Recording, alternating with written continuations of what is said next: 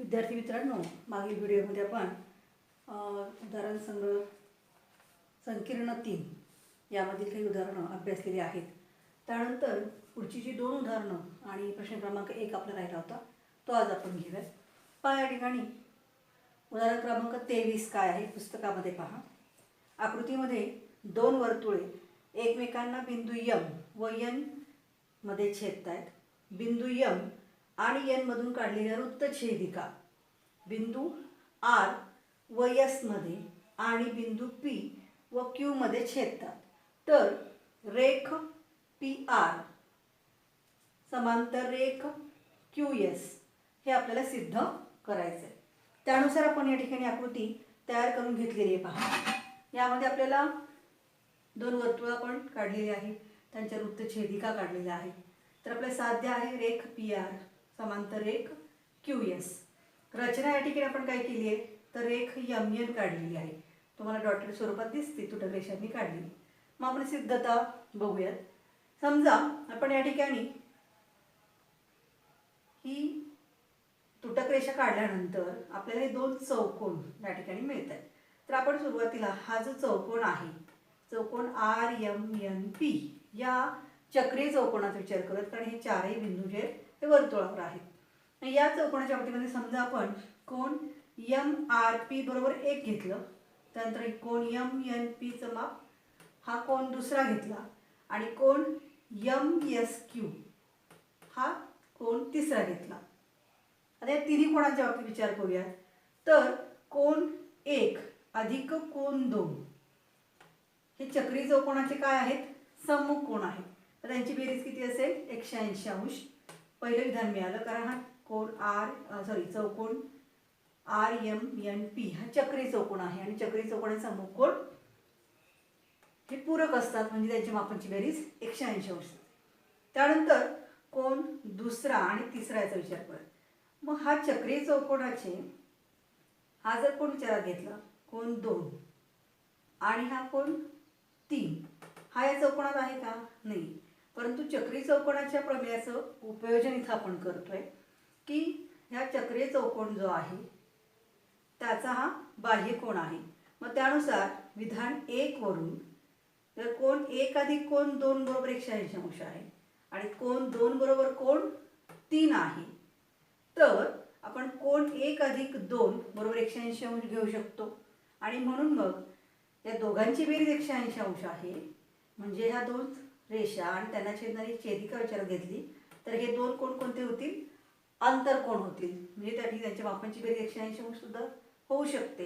आणि मग त्यानुसार रेख RP म्हणजेच रेख PR समांतर रेख SQ हे या ठिकाणी सिद्ध होतं, कारण समांतर रेषांचा गुणधर्म. म्हणजेच आपण रेख SQ समांतर रेख RP असंही म्हणू शकतो. आणि अशा पद्धतीने आपण ही 23 प्रश्न जो आहे त्याची सिद्धता पाहिलेली आहे. त्यानंतर उदाहरण क्रमांक 25, कारण 24वा आपलं या सिलेबसमध्ये वगळलेला आहे. 25वा उदाहरण पहा. त्रिकोण ABC मध्ये रेख AD, पहावा तुम्हाला त्रिकोण ABC काढलेला दिसतोय. रेख AD लंब बाजू BC, ठीक आहे. त्यानंतर रेख BE लंब बाजू AC व रेख CF लंब बाजू AB. बिंदू O हा शिरोलंब संपात आहे. तर बिंदू O हा त्रिकोण DEF चा अंतर्मध्य होतो हे सिद्ध करायचं आहे. मग त्या दिलेल्या माहितीनुसार आपण त्रिकोण ABC काढलाय, रेख AB लंब BC काढलं, त्यानंतर रेख CF लंब AB काढलाय आणि रेख या ठिकाणी BE लंब AC काढलेला आहे. मग आपण रचना काय केली पहा इथे. तर F, E आणि D हे तीनही बिंदू एकमेकाला जोडलेत. म्हणजेच काय केलंय तर रेख DE, रेख DF आणि रेख EF काढून घेतलंय. त्यामुळे काय झालंय तर इथे एक लक्षात घ्या की रेख AD जी आहे ह्या EF ला एका बिंदूमध्ये छेदते, त्याला आपण नाव दिले M. ही आपण रचना केली आहे. मग आपल्याला त्या ठिकाणी साध्य काय करायचं आहे की बिंदू O हा त्रिकोण DEF चा अंतर्मध्य आहे हे आपल्याला साध्य करायचं आहे. आणि म्हणून मग सिद्धता आपण आता बघूयात. तर आपण सुरुवातीला विचार करा या ठिकाणी कशाच्या आधारे आपण हे सिद्ध करू शकतो. तर आपण इथे चक्रीय चौकोनांचा आधार घेणार आहोत.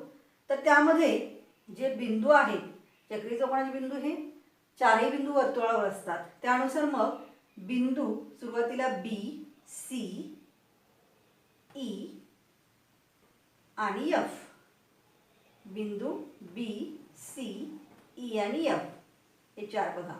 बिंदू बी, सी, ई आणि एफ हे एकाच वर्तुळावर असणारे बिंदू असणार आहेत. तर आपण एकचक्रीय किंवा चक्रीय बिंदू असं म्हणतो. मग त्यामध्ये कोण बी एफ सी हा कोण आणि कोण बी ई सी हे दोन्ही कोण काय आहेत, तर काटकोण आहेत. कारण शिरोलंब संपात बिंदू म्हटलेला आहे ओ. मग त्या ठिकाणी ते काटकोण होत आहेत. आणि ह्या बाजू आपण बी लंब ए सी टाकली आहे, सी एफ लंब ए बी घेतली आहे, ए डी लंब बी सी घेतलंय.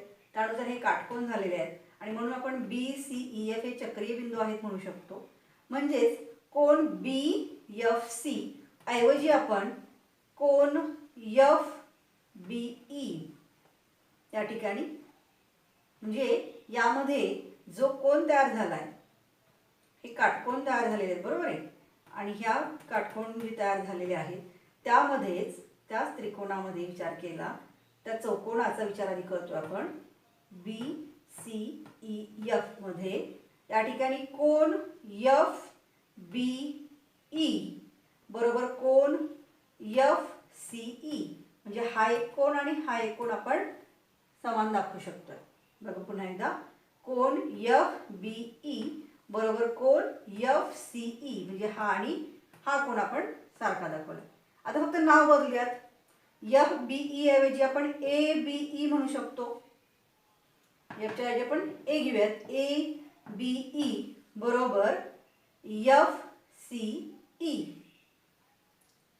हा जो कोण आहे त्याच्याऐवजी आपण ए सी एफ, एफ सी ईच्या ऐवजी आपण ए सी एफ घेऊ शकतो. आणि म्हणून मग कोण ए बी ई बरोबर कोण ए सी एफ हे पहिलं विधान मिळालं. त्यानंतर आता पुढचे ह्या चौकोनाचे बिंदू सोडून आपण दुसऱ्या चौकोनाचा विचार करूयात. त्यानंतर बिंदू सी, डी, ओ आणि ई, म्हणजे फक्त तिकडचा भाग तेवढा जो चौकोन तयार झालाय याचा फक्त विचार करूयात. ठीक आहे. त्यामध्ये बिंदू सी, डी, ओ आणि ई हे चार बिंदू आहेत, चक्रीय बिंदू झाले, एकाच वर्तुळावर असणारे. मग त्यामध्ये कोण ओ डी सी अधिक कोण ओ ई सी, चौकोनाचे समोरासमोरील कोण, सम्मुख कोण, त्यांच्या मापांची बेरीज मिळते 90 अंश अधिक 90 अंश 180 अंश. आणि म्हणून मग आपण कोण ई सी ओ बरोबर कोण ई डी ओ, हा आणि हा कोण, कोण ई सी ओ आणि कोण ई डी ओ घेऊ शकतो. आणि म्हणून मग आता आपण कोण ई सी ओ ऐवजी आपण ए सी एफ घेऊ शकतो का. ई सी ओ ऐवजी आपण ए सी एफ घेऊ शकतो बरोबर कोण ई डी ओ ऐवजी आपण ई डी ए घेऊ शकतो, कारण हे तीन एकरेषीय आहेत. त्यामुळं नाव बदलून फक्त आपण दुसरं विधान तयार केलं. कोण ए सी एफ बरोबर कोण ई डी ए हे दुसरं विधान. आता या चौकोनाचा विचार झाला, इकडच्या चौकोनाचा विचार झाला. आता आपण या बाजूच्या चौकोनाचा फक्त विचार करू, म्हणजे कुठला तर इकडचा. ठीक आहे. मग कोणता तयार होतो तर बी डी ओ आणि एफ.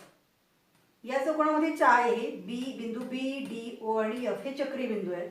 मग त्यामध्ये पुन्हा कोण ओ डी बी हा काटकोन म्हणजे इकडचा आहे काटकोन, कोण ओ डी बी अधिक कोण ओ एफ बी सम्मुख कोण, प्रत्येकी काटकोन 90 अंशाचे, यांची बेरीज मिळेल 180 अंश. आणि म्हणून मग आपण कोण ओ डी एफ म्हणजे हा कोण ओ डी एफ रचना केल्यानंतर आपल्याला हे मिळालेले कोण आहेत पहा. त्यामध्ये कोण ओ डी एफ बरोबर कोण F B O D F म्हणजे हा कोण आणि एफ बी ओ म्हणजे हा कोण, फुल्यांनी दाखवले बघा दोन कोण. मग तर आपण हे कोण समान दाखवू शकतो. मग आता नाव बदलून फक्त आपण एफ बी ओ ऐवजी ए बी ई घेऊ शकतो. एफ बी ओ ऐवजी कोण ए बी ई बरोबर ODF ऐवजी आपण कोण ADF घेऊ शकतो. म्हणजेच तिसरं विधान मिळालं कोण ADF बरोबर कोण ABE, विधान क्रमांक 3. मग आता ही तीनही जी विधान आहेत, पहिलं दुसरं आणि तिसरं विधान व्यवस्थित निरीक्षण करा. या तीनही विधानांवरून आपण म्हणू शकतो की कोण ADE बरोबर कोण ADF. बरोबर आहे.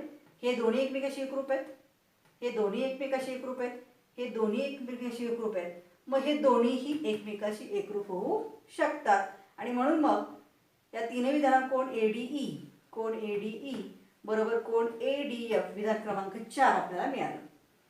मग त्यानंतर या ठिकाणी आकृतीमध्ये आपण तुटक रेषांनी ज्या रेखा जोडलेल्या आहेत त्यानुसार इथे एक त्रिकोण मिळतोय आपल्याला, त्रिकोण DEF. यामध्ये मग आपण कोण MDE, कारण हा ADF ऐवजी किंवा ADE ऐवजी आपण MDF बरोबर कोण MDE घेऊ शकतो विधान 4 वरून. AMD एक रेषी आहेत बरोबर, आणि म्हणून मग कोण MDE बरोबर कोण MDF घेतलं तर मग याचा अर्थ काय होतोय, तर रेख OD जी आहे ही रेख OD कोण EDF ला दुभागते ना. हे दोन्ही एकरूप होतात एकमेकाशी, म्हणजेच काय, तर ही रेख OD जी आहे ही या कोणाला दुभागते, म्हणून ते दोन सारखे कोण तयार होत आहेत. आणि म्हणजेच बिंदू O हा या त्रिकोणाच्या अंतर्भागात असणार आहे. जसा हा रेख OD या कोणाला दुभागतोय तसाच रेख OF रेख OE सुद्धा या उरलेल्या कोणांना दुभागणार आहे. म्हणजेच रेख EO आणि रेख EO आणि रेख F हे सुद्धा कोण दुभाजक आहेत. आणि म्हणून मग या त्रिकोणाचा O हा काय असेल, त्रिकोणाच्या आतमध्ये O हा बिंदू असेल. म्हणजेच आपण काय म्हणणार आहोत की या ठिकाणी जे साध्य आहे बिंदू O हा त्रिकोण DEF चा अंतर्मध्य आहे. पहा, व्यवस्थित उदाहरण पहा आणि समजून घ्या. या ठिकाणी आपण 3 विधानं कशी तयार केली तर तिन्हींच्या आधारे चौथ्या विधानावरून आपण हे साध्य केलेलं आहे. त्यानंतर पहा, आपला पहिला जो प्रश्न होता तो सोडवायचा राहिला होता, ऑब्जेक्टिव्हचा बहुपर्यायी प्रश्न जो आहे त्या प्रश्नाकडे आपण पुन्हा वळूयात. संख्येनं 3 मधला पहिला प्रश्न की पुढील प्रत्येक उपप्रश्नासाठी 4 पर्यायी उत्तरे दिली आहेत, त्यापैकी अचूक पर्याय निवडा. पहा, पहिला जो प्रश्न आहे की त्रिज्या अनुक्रमे 5.5 सेंटीमीटर आणि 3.3 सेंटीमीटर असलेली 2 वर्तुळे परस्परांना स्पर्श करतात, त्यांच्या केंद्रातील अंतर किती सेंटीमीटर असेल. आता इथं काय दिलंय की 2 त्रिज्या वेगवेगळ्या दिल्यात आणि दोन्ही वर्तुळ परस्परांना स्पर्श करतात एवढंच म्हटलं. की आतून स्पर्श करतायत की बाहेरून, म्हणजे आंतरस्पर्श आहेत की बाह्यस्पर्श हे नमूद केलेलं नाही. मग आपल्याला दोन्ही वर्तुळांच्या केंद्रातील अंतर काढावं लागेल. मग सुरुवातीला आपण बाह्यस्पर्शी वर्तुळाच्या केंद्रातील अंतर काढूया. आपल्याला सूत्र माहिती आहे की बाह्यस्पर्शी वर्तुळाच्या केंद्रातील अंतर हे दोन्ही वर्तुळांच्या त्रिज्यांच्या बेरजे एवढं असतं. मग त्यानुसार R1 अधिक R2, R1 आपण 5.5 सेंटीमीटर घेतली, R2 3.3 सेंटीमीटर घेतली, दोन्हींची बेरीज केली आपल्याला मिळालं 8.8 सेंटीमीटर. हे झालं बाह्यस्पर्शी वर्तुळांच्यावर. त्यानंतर अंतस्पर्शी वर्तुळांच्या केंद्रातील अंतर काढूयात. आपल्याला हा गुणधर्म माहिती आहे की अंतस्पर्शी वर्तुळाच्या केंद्रातील अंतर हे त्या वर्तुळांच्या त्रिज्यांच्या फरका एवढं असतं. मग मोठी त्रिज्या कोणती आहे त्यातून लहान त्रिज्या वजा करा. 5.5 वजा 3.3 उत्तर मिळालं 2.2 सेंटीमीटर. म्हणजे आपल्याला 8.8 आणि 2.2 हा जो पर्याय दिला आहे तर तो आहे पर्याय क्रमांक D. हा त्याचं आपल्या पहिल्या प्रश्नाचं उत्तर असेल. दुसरा जो आकडा आहे, परस्परांना छेदणाऱ्या 2 वर्तुळांपैकी प्रत्येक वर्तुळ दुसऱ्या वर्तुळाच्या केंद्रातून जाते. उदाहरण व्यवस्थित वाचायचं. जर त्यांच्या केंद्रातील अंतर 12 सेंटीमीटर असेल तर प्रत्येक वर्तुळाची त्रिज्या किती सेंटीमीटर आहे. पहा, फळ्यावर इथे मी आकृती काढलेली. या ठिकाणी हे पहिले एक वर्तुळ काढले आणि त्याच्याच शेजारी जे त्यालाच त्या ठिकाणी छेदून जाणार की जे त्याच्या केंद्रातून जात आहे. आणि तुम्ही जर निरीक्षण केलं तर दोन्ही वर्तुळ एकमेकांच्या केंद्रातून जाताना दिसत आहेत. मग या दोघांच्या केंद्रातील अंतर या ठिकाणी आपल्याला किती दिलेलं आहे, 12 सेंटीमीटर दिले. म्हणजे या दोन्ही केंद्राचं अंतर, दोन्ही वर्तुळ एकमेकांच्या केंद्रातून जात आहेत. म्हणजे R1 ही झाली पहिल्या वर्तुळाची त्रिज्या आणि या वर्तुळाच्या बाबतीत झाली R2 ही त्रिज्या. मग आपल्या दोघांचं अंतर, दोन्ही वर्तुळांमध्ये केंद्रामध्ये अंतर दिलंय 12 सेंटीमीटर. मग हे अंतर जर 12 सेंटीमीटर दिलं असेल तर प्रत्येक वर्तुळाची त्रिज्या किती सेंटीमीटर म्हटली. मग केंद्रातील अंतर काढण्यासाठी आपण R1 अधिक R2 बाह्यस्पर्शी असतील तर आपण घेत असतो. ठीक आहे. मग तिथे आपण त्या ठिकाणी आपल्याला हे सूत्र आता वापरायचं गरज नाही. मग आपल्याला फक्त काय विचारले, त्रिज्या किती असेल. दोन्ही जर एकमेकाच्या केंद्रातून जात आहे तर त्रिज्या किती असणार आहे, तेवढीच, म्हणजेच किती, तर 12 सेंटीमीटर. पर्याय क्रमांक बी. तिसरे उदाहरण पहा.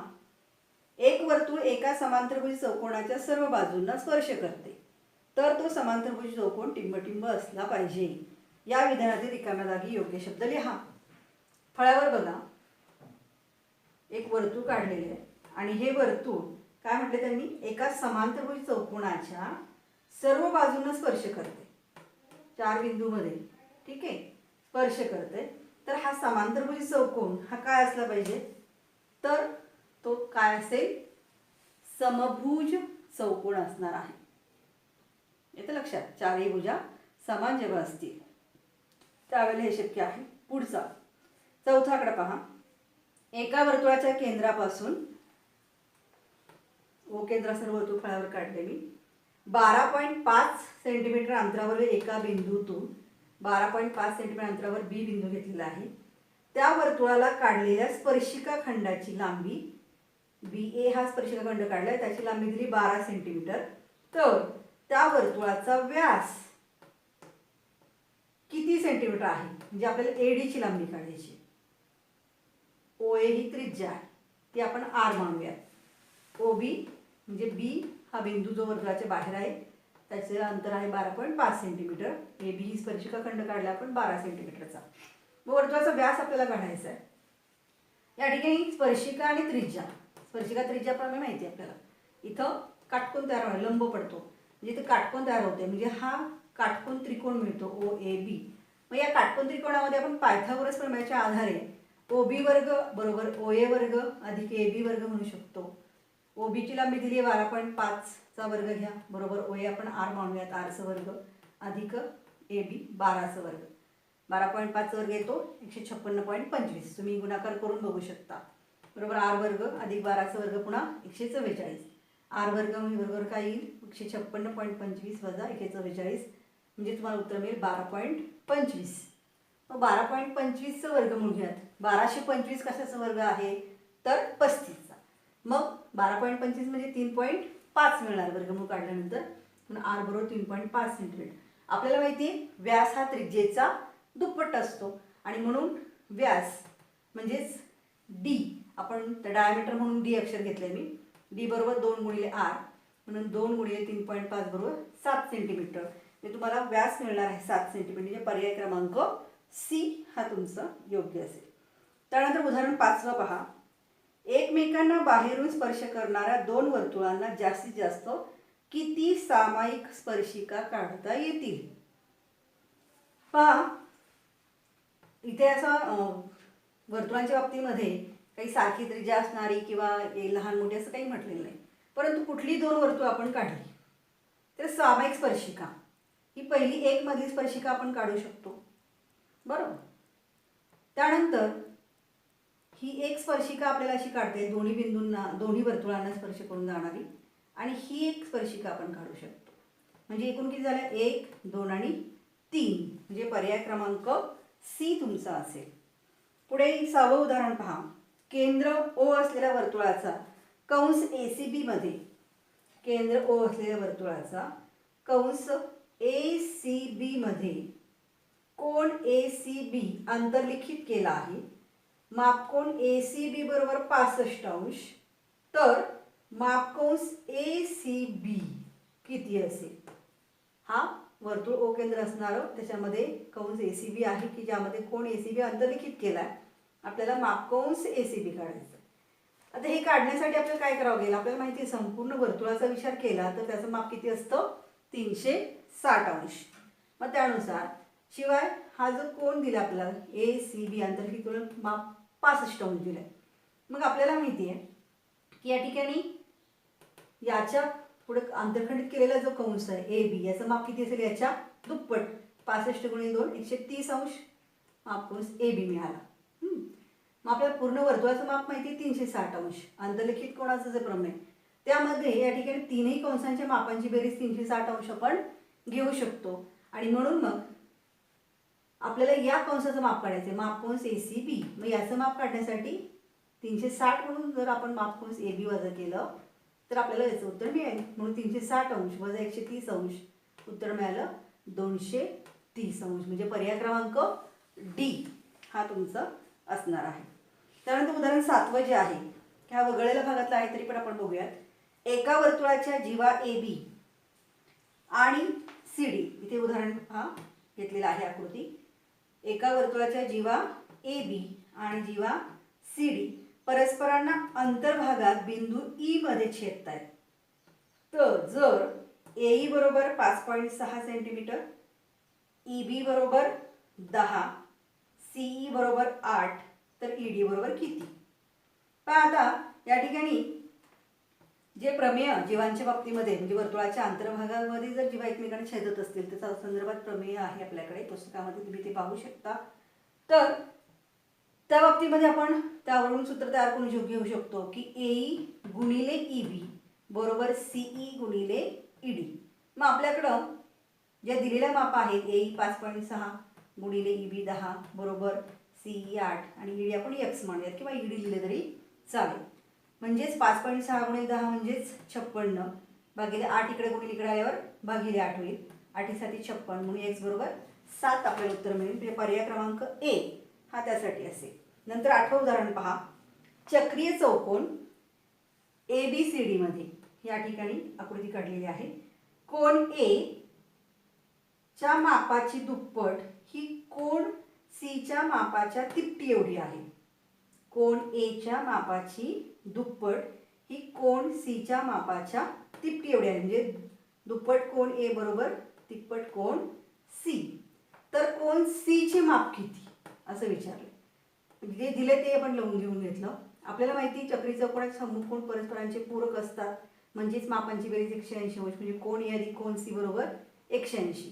मग आपण इथं कोण ए ची किंमत घेऊयात करून. 2 कोण ए बरोबर 3 कोण सी, म्हणजेच कोण ए बरोबर 2 इकडे भागिले होते 3/2 गुणिले कोण सी.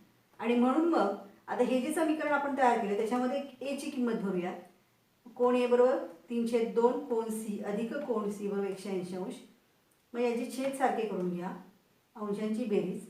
मग 3 कोण सी अधिक 2 कोण सी, 2 इकडं गुणिले होईल. छेदस्थानी 2 गुणिले 1 2च राहील. 3 अधिक 2 5 कोण सी, हा 2 इकडे भागिले इकडे गेल्यावर गुणिले 180 गुणिले 2 360. म्हणजे 5 कोण सी बरोबर 360 अंश मिळालं. म्हणजेच कोण सी बरोबर 360 अंश भागिले 5, म्हणजेच कोण सी बरोबर होईल 5 7 35, 1 उरला 5 जुने 10. म्हणजे कोण सीचं माप मिळालं 72 अंश. मग त्या ठिकाणी 8वा जो प्रश्न आहे त्याचा पर्याय क्रमांक बी असेल. त्यानंतर 9वा प्रश्न पहा. एकाच वर्तुळावर, या ठिकाणी आकृती पहा दिसते, एकाच वर्तुळावर बिंदू ए बी सी असे आहेत की मापकोन ए बी 120 अंश, मापकोन बी सी पुन्हा 120 अंश, दोन्ही कंसात बी शिवाय एकही बिंदू सामायिक नाही. तर त्रिकोण ए बी सी कोणत्या प्रकारचा आहे? हा प्रश्न आपल्याला दिलेला आहे. मग आता पुन्हा आंतरलिखित कोणाचं जे प्रमेय आहे त्याच्या आधारे आपण जे वर्तुळाचे तिन्ही वर्तुळाचे जेवढे कंस आहेत त्या सगळ्या कोणांच्या मापांची बेरीज आपण वर्तुळाच्या मापावडी घेऊ शकतो 360 अंश. म्हणून बघा मापकोन ए बी अधिक मापकोन बी सी अधिक मापकोन ए सी बरोबर आपण 360 अंश घेतलं. म्हणजे मापकोन ए सी बरोबर 120 अधिक 120 240. 360 मधून वजा करा, 360 अंश वजा 240 म्हणजेच पुन्हा मापकोन ए सी पण मिळतं 120 अंश. ठीक आहे. मग आता या कोणानं अंतरखंडित केलेला कंस जो आहे त्याच्या दुप्पट ह्या कोणाचं माप, निमपट ह्या कोणाचं माप असणार आहे. बरोबर. याचं 120 आहे ते याचं निम्म 60 अंश. पुन्हा बी सीचं 120 तर बी कोण बी ए सीचं माप असेल 60 आणि ए बी जर 120 अंश आहे तर कोण ए सी बीचं माप असेल 60. मग प्रत्येकी 60-60 अंश मापाचे तिन्ही कोण 60-60-60 अंश आहेत. म्हणजेच तो कोणता त्रिकोण असेल? तर समभुज त्रिकोण म्हणजे पर्याय क्रमांक ए हा त्याचा उत्तरामध्ये आपण नोंदवू शकतो. त्यानंतर आहे उदाहरण क्रमांक 10. प्रश्न पहिल्यामध्ये रेख एफ झेड व्यास असलेल्या वर्तुळाच्या अंतर्भागात वाय हा एक बिंदू आहे. पहा इथे आकृती काढलेली आहे. रेख एफ झेड हा व्यास आहे आणि याच्या अंतर्भागामध्ये वाय हा एक बिंदू इथं घेतलेला आहे. तर खालीलपैकी किती विधाने सत्य आहेत? मग पहिल्या ठिकाणी आपल्याला माहिती आहे की जर अर्धवर्तुळामध्ये आपण एखादा कोन त्या ठिकाणी अंतर्लिखित केला, म्हणजे समजा आता ह्या ठिकाणी हा एक कोन इथं काढला मी, तर तो किती मिळाला? 90 अंश. म्हणजे अर्धवर्तुळात अंतर्लिखित केलेला कोन हा काटकोन असतो, हे प्रमेय आपल्याला माहिती आहे. याचं माप 90 मिळते. ठीक आहे. मग या ठिकाणी त्याच्या अंतर्भागात आहे अर्धवर्तुळात, पण वर्तुळात तो बिंदू नाही आहे कोणाचा, शिरोबिंदू, तो त्याच्या अंतर्भागामध्ये आहे. तर मग हा जो कोन तयार होईल म्हणजे कोन एक्स वाय झेड हा लघुकोन नाही आहे, हा 90 अंश मापाचा सुद्धा नाही. मग हा कोणता कोन असेल? तर तो असेल विशाल कोन. म्हणजे कोन एक्स वाय झेड हा विशाल कोन असेल. आणि म्हणून विधान क्रमांक 3, फक्त 3 म्हणजे पर्याय क्रमांक सी, म्हणजे विधान 3 म्हणजेच काय? तर पर्याय क्रमांक सी या ठिकाणी पर्याय मी 3 चुकून लिहिले, तिथे सी लक्षात घ्या. पर्याय क्रमांक सी हे त्याचं उत्तर असेल. मग अशा प्रकारे आपण हा पूर्ण संकीर्ण जो आहे, संकीर्ण 3 हा सोडवलेला आहे. तर या संकीर्णामध्ये असणाऱ्या सगळ्या उदाहरणांचा व्यवस्थित सराव करा, समजून घ्या. कारण यातली बरीचशी उदाहरणं जी आहेत वेगवेगळ्या प्रमेयांवर आधारित आहे, उपप्रमेयांवर आधारित आहे, उपयोजनात्मक आहे. आणि परीक्षेला यामध्ये 2, 3, 4 मार्कापर्यंत सुद्धा आपल्याला प्रश्न विचारले जातात. धन्यवाद.